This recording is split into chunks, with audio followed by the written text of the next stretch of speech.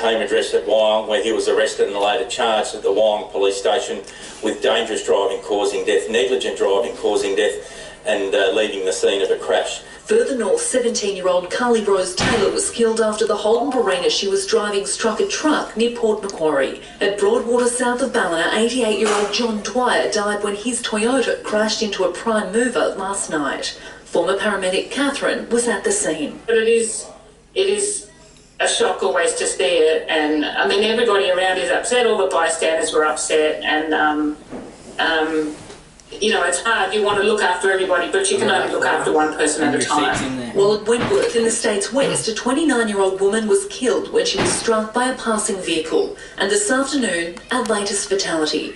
A motorcyclist killed when he veered off the road and hit a tree in the Snowy Mountains. It's time for all road users to please rethink their driving behaviour. People getting into a car need to put on their seatbelt and they need to stick to the speed limit. There have been 28 more road deaths than this time last year.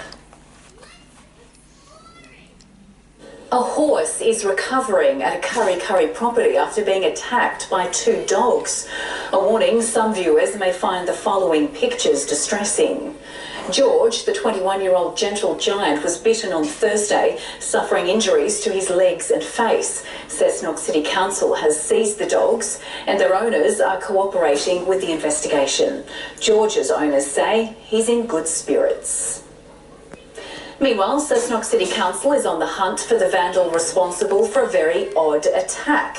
3 recently planted crepe myrtle trees have been mown down by a vehicle near Jeffrey Park. The trees were planted as part of a beautification project in the town of Kersley. Extra security measures worth more than $1,000 will now be implemented.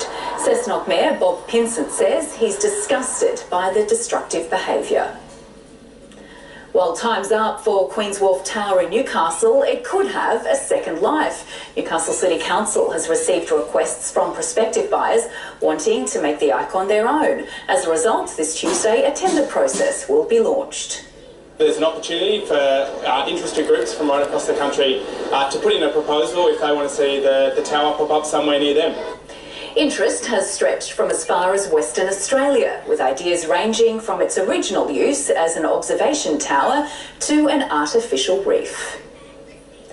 The aroma of fresh food and wine filled Maitland today as the 10th annual Taste Festival got underway. Local produce was front and centre, but this year there was also a focus on supporting farmers impacted by the recent drought. From sizzling paella to taco treats, taste buds testing cuisines left, right and centre. This year marks a decade of Maitland's Taste Festival. Close to 15,000 people are expected to enjoy a cracker and a wine over the weekend. So the ethos of taste is grow, create and taste. So we're all about using local produce, not only in the festival, but encouraging people to do that at home as well. One thing really sticks out at this festival, and that's the importance of local produce. Whether it's cheese, veggies or our world-famous wine, the message of supporting the producer next door is certainly a clear one. Oakhampton producer Austin Breener has lost more than 90% of his annual yield due to the dry spell. It's probably one of the hardest seasons I can remember drought-wise. It was relentless when it started.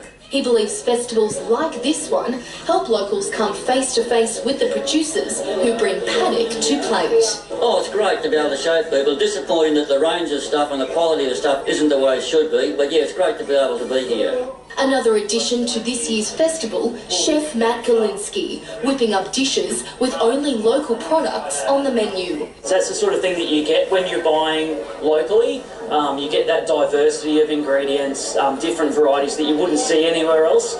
The event continues tomorrow. Samantha Long, NBN News.